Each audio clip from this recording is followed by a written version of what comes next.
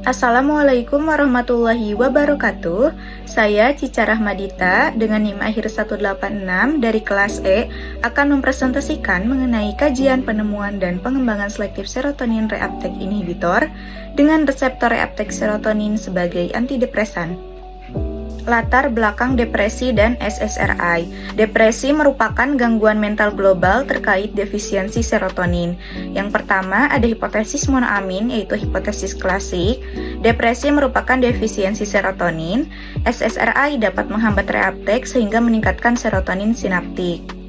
Hipotesis autoreseptor atau feedback inhibition hipotesis, serotonin yang meningkat akan mengaktifkan autoreseptor 5-HT1A. Autoreseptor dapat mengerem pelepasan serotonin, efek klinis muncul setelah desensitisasi.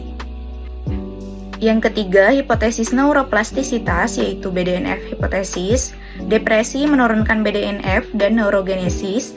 SSRI jangka panjang akan meningkatkan BDNF, terjadi remodeling sinap. 4.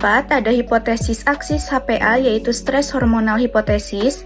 Stres kronik dapat menyebabkan hiperaktivitas aksis dari HPA. Kortisol tinggi dapat menyebabkan kerusakan neuron dan SSRI dapat menormalisasi akses dari HPA.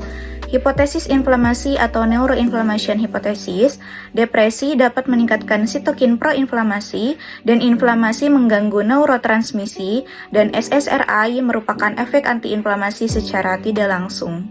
Sistem serotonergik dan target SERT atau serotonin transporter. Yang pertama, serotonin disintesis dari triptofan. Yang kedua, SERT mengakhiri aksi dari serotonin. Dan yang ketiga, SSRI dapat menghambat dari SERT. Pada kondisi normal, serotonin yang sudah dilepaskan ke celah sinaptik akan segera diambil kembali oleh transporter yang disebut SERT. Proses ini sebenarnya mengakhiri kerja serotonin. Namun pada pasien depresi, kondisi ini justru memperburuk karena serotonin sudah rendah. Maka SSRI bekerja dengan menghambat SERT sehingga serotonin tetap berada lebih lama di celah sinaptik dan dapat menstimulasi reseptor postsinaptik. Alasan SSRI lebih unggul yaitu antidepresan trisiklik dan monoamin oksidase inhibitors banyak efek samping, sedangkan SSRI itu lebih selektif, aman, dan first line terapi. Sejarah penemuan SSRI berdasarkan hipotesis monoamin yang muncul pada tahun 1960-an, peneliti mulai mengembangkan obat yang dapat meningkatkan neurotransmitter. Upaya awal menghasilkan zimeldin, namun dihentikan karena efek sampingnya. Kemudian pada tahun 1987 dengan ditemukannya fluoxetine yang sukses secara klinis dan komersial sehingga membuka era pengembangan SSRI modern yang kita kenal saat ini dengan obat sertralin dan citalopram. Mekanisme kerja SSRI, efek akut pada autoreseptor aktif, efek kronik pada neuroplastisitas dan BDNF. Secara akut, setelah SSRI diberikan, kadar serotonin meningkat dengan menurunnya firing neuron. Namun efek klinis belum langsung terasa karena adanya aktivasi autoreseptor yang menekan pelepasan serotonin. Pada penggunaan kronik, autoreseptor ini mengalami desensitisasi. Akibatnya, transmisi serotonin meningkat secara stabil dan diikuti dengan peningkatan BDNF serta neuroplastisitas yang menjadi dasar munculnya efek antidepresan. Kajian penemuan dan pengembangan secara kimia medisinal. Berdasarkan pendekatan kimia medisinal, imipramin dan turunannya digunakan sebagai senyawa awal atau lead dalam pengembangan inhibitor reuptake serotonin yang lebih selektif. Modifikasi struktur imipramin kemudian menghasilkan senyawa zimeldin yang diakui sebagai SSRI pertama yang dikembangkan secara rasional dan menjadi titik awal evolusi SSRI modern. Hubungan struktur aktivitas pada SSRI. Dalam pengembangan SSRI secara kimia medisinal terdapat struktur farmakofor utama yaitu cincin aromatik, gugus amina, dan linker. Cincin aromatik berperan dalam interaksi hidrofobik dengan SERT, sementara gugus amina berikatan secara ionik. Modifikasi seperti penambahan gugus halogen atau pengaturan stereokimia.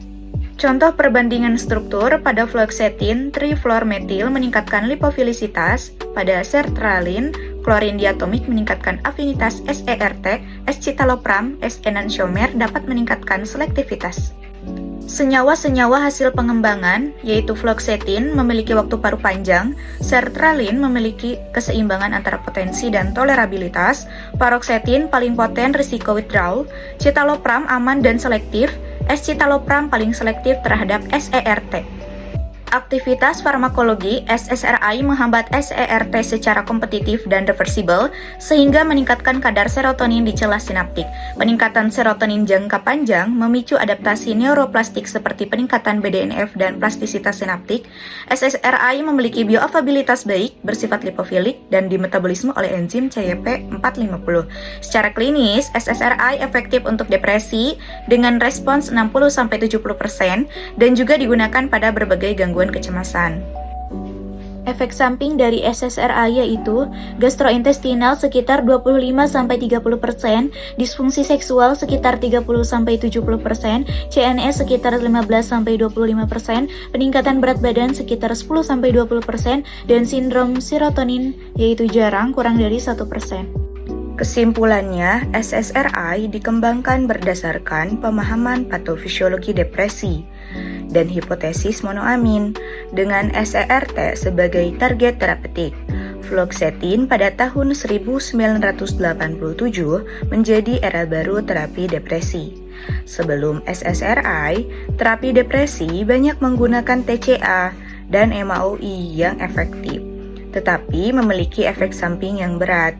Keterbatasan inilah yang mendorong pengembangan antidepresan yang lebih selektif, sehingga fluoxetine pada tahun 1987 menjadi awal terapi yang penting pada depresi di era modern.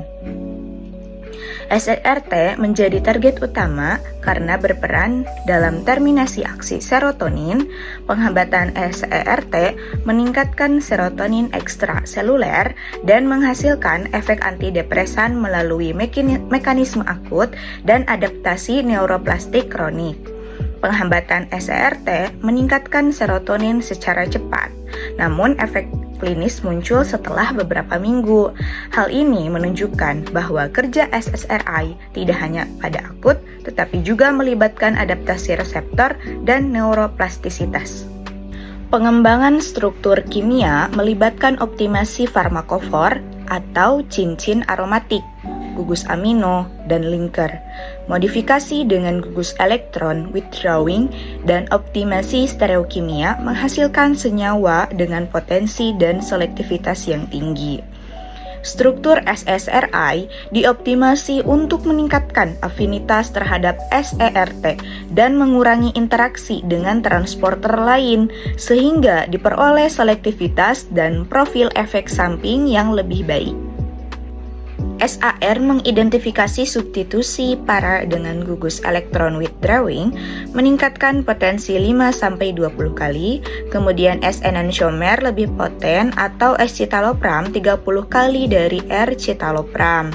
Studi SAR menunjukkan bahwa substitusi para dengan gugus elektron withdrawing serta penggunaan enantiomer S meningkatkan potensi ikatan terhadap SERT secara signifikan. SSRI seperti fluoxetine, sertralin, paroxetine, escitalopram memiliki efikasi sebanding dengan respons sekitar rate 60-70%, efektif untuk depresi dan gangguan kecemasan. SSRI memiliki profil keamanan lebih baik daripada TCA atau MAOI dengan efek samping umumnya ringan hingga sedang. Demikian presentasi yang dapat sampaikan, semoga bermanfaat. Terima kasih. Wassalamualaikum warahmatullahi wabarakatuh.